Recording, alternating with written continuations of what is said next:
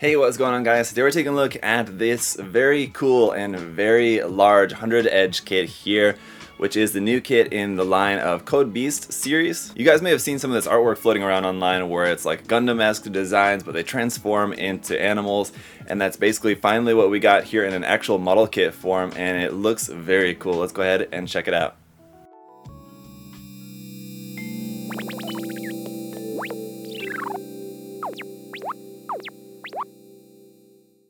Alright, so starting off, taking a look at the box art here, it definitely just looks straight up like a master grade box, just with the background whited out, and we have a really cool illustration of the mecha there.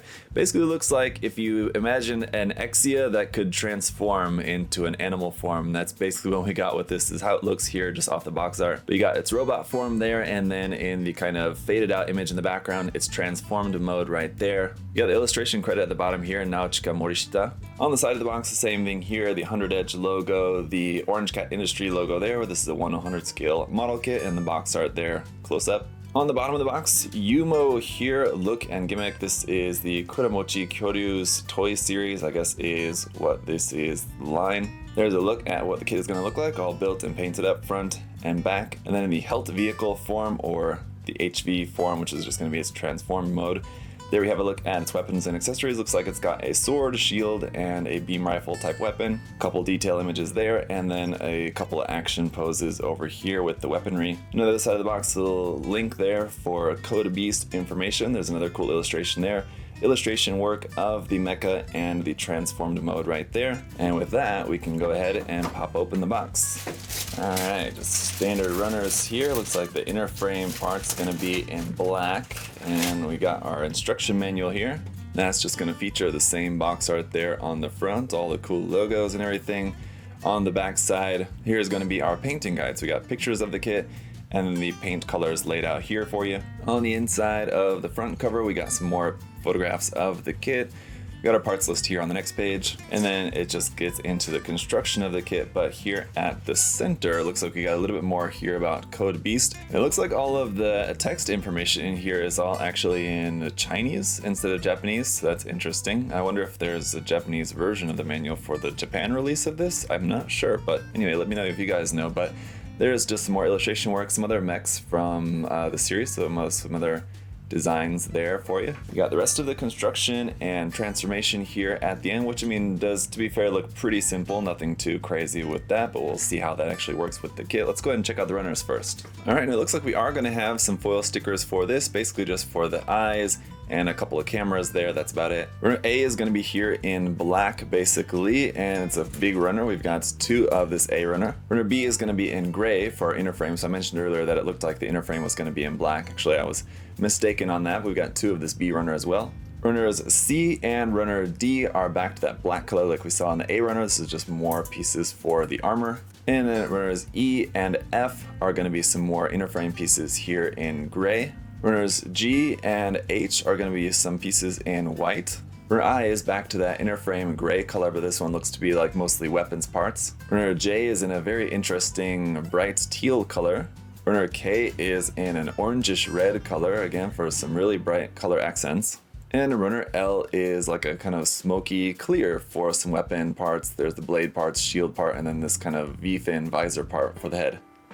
Alright guys, so here is the kit all built up now, and I've got good news and great news. The good news is that the kit is even better than I expected, really. You know, it's not like I had low expectations, but you know, I expected it to be a pretty solid kit, but putting the kit together, I was actually really impressed with just how nicely the kit goes together. It is relatively simple when putting it together. It doesn't necessarily feel like putting together a master grade in terms of its complexity. It feels more along the lines of like building one of the more recent like full mechanics kits, or like one of the more recent RE100 kits that where like you kind of get that larger size, but it's not like super complex in terms of the number of parts. So it doesn't have a ton of parts, but it goes together really nice and is very solid. The great news is that it's also larger than I expected. It's quite big. I'll show you guys a size comparison here in just a minute, but it's definitely very large, much larger than your standard 1/100 scale Gundam kit. And so we'll just start off with a size comparison here. Now, unfortunately, I don't have a 1/100 scale Gundam kit on hand at the moment to compare it side by side. I have the Master Grade Dom, which I recently reviewed, but being not like a typical Gundam, it's a Dom is something kind of totally different. So here's a 1/44 scale Strike Gundam, for example, but measurement for this on this kit is about 21 centimeters in height, which is about the same, like comparable to like that of like the Master Grade Unicorn kit, which is larger than your standard 1/100 scale Gundam kit, which is usually around 18 centimeters in height on average, give or take, depending on the mobile suit, depending on the series and all that. But let's take a look at some of the details and the articulation and all that. Now, for these stickers, you have stickers for the eyes and for the eyes on the chest there. I've gone ahead and left those out for the moment just so that you guys can see. Those are molded in this teal plastic, and they are part separated so that you really don't need the stickers on there in order to see them. It's not like it's like one solid dark color piece and the eyes don't stick out at all without the stickers on there. You can see the eyes perfectly well without putting those stickers on there. So if you end up wanting to just paint those or something, they are a separate part that you can paint separately. So that's very nice. Here up on the head, that clear part also looking really cool there on the face. The articulation of the head is going to be pretty simple. You've got up to there, down to there. It's just on a single ball joint, so you've got some angled movement there, rotation, all that's pretty simple. And then like the articulation overall with this kit, I think as you guys will see, is relatively simple. Even though it's a transforming kit, the articulation is pretty basic. But again, what it is with this kit that I found just through building it is that it's just really nice and solid.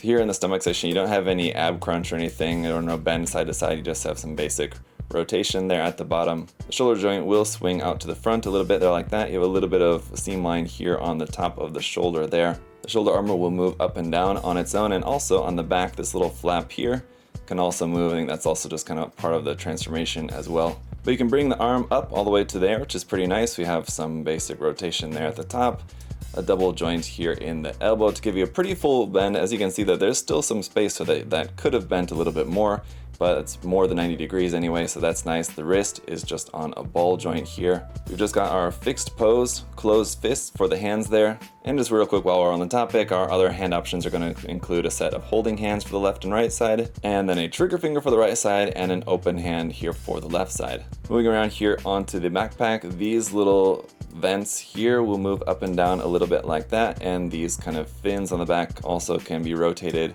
side to side, so just a little bit of movement there with those. At the back of the waist we have its tail folded up, but again that's for when it's transformed, but that's what that folded up bit there is at the back. These front skirts do also move. They're just a little bit of movement there. They're not very big or anything.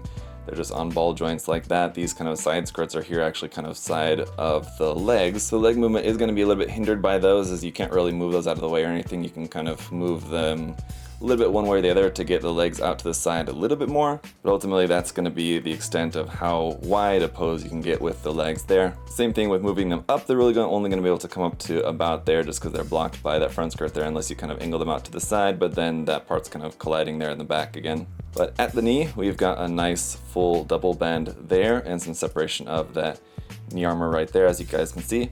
And it's a cool leg design, and again you can see just how big the kit is with these very long legs there. And then down here, this front ankle armor right there will move a little bit, and the whole ankle kind of folds down. Again, that's for the transformation, which we'll see here in just a second, but that just connects in there like that. Up underneath the feet, you got full detail there in like the front half of the foot there a little bit, and a little bit here in like kind of the back high heel bit right there. For our accessories, we have this shield, which is a very cool combination of that clear part and then with this gray kind of frame going inside there as well, and you have this little connection piece. So this will just plug right here onto the arm, very easy, and that's just held on there like that.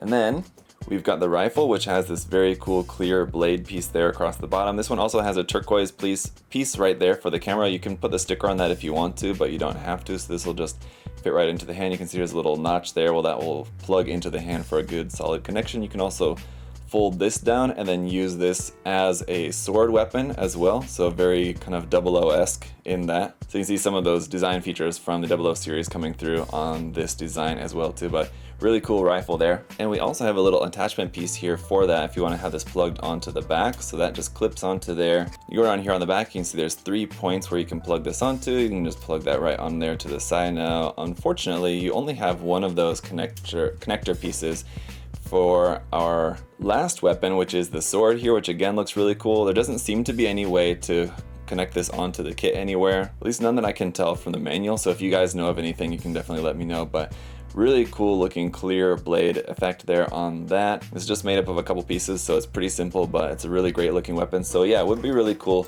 if we had another connector piece to be able to plug this onto the back here somehow as well, but unfortunately I guess not. But as you can see, we do have a number of hard points here on the kit, on the side of the backpack, on the side of the thigh, on the side of the leg here, and there is the variant of this kit that's coming out which has like more armor in it. I'm guessing that's what some of these hard points are for future variants. But if you wanted to customize this with like some Kotobukiya option weapons or parts and stuff like that, these look like they should be pretty standard, like 3mm size holes where you could add different armor or armaments onto there if you wanted to. Here's the kit transformed into its beast form, and it's a pretty interesting transformation. It's not really necessarily to my personal taste, I'm not that into it, but it does it pretty effortlessly. I mean, it's a pretty seamless, effortless transformation, pretty easy to do.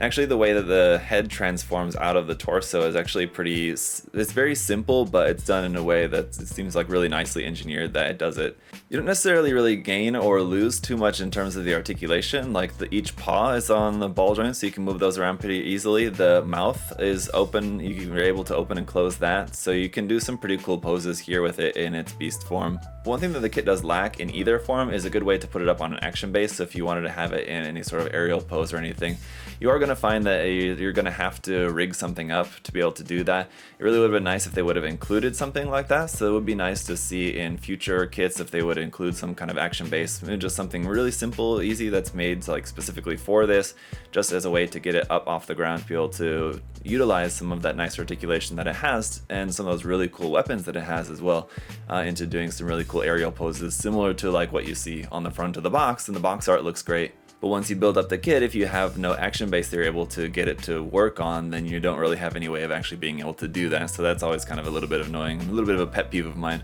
But otherwise, again, guys, I have to say I was very impressed building this kit. It was really fun to put together, very interesting. I really like the size of it. It's not like packed with loads of detail, but it does have really nice and very sharp little bits of detail here and there. But there's definitely room if you guys wanted to go in and like add more detail, some panel line scribing or something like that. But I think just paint it up as it is, I think it's going to be a really nice looking kit. And really looking forward to some more kits in the line. Like I said, the whole kind of beast aspect of it is interesting. It's not really something that I'm like that super excited about, but now after building this first one, I have to say I'm definitely looking forward to building some more in the line. So I think it's going to be a really interesting line going forward, and one thing that I hope a lot of you guys will take the opportunity to try out, because like I said, I did really enjoy this kit and I think you guys will too. So you guys can check it out. The link to the kit will be down below in the video description here at USA Gundam Store. You can use my coupon code there as well to save 10% off of that. And again, guys, there is the next version of it coming out as well, so you might want to check that out. It's got some more armor and I think some more stuff going on with that, but I can highly recommend it to you guys. So let me know your thoughts on the kits down in the comments down below. What do you think about it? What do you like or dislike? Are you also kind of as impressed as I am just based on what you can see of it in this review? Let me know. Just thank you so much for checking out the video. I hope it was helpful for you guys. If you have any other questions or comments, of course, do let me know down in the comment section. If you'd like to like the video or subscribe, that would also be greatly appreciated. Until next time, guys, hope you're all having a great day. I'll see y'all later. Bye-bye.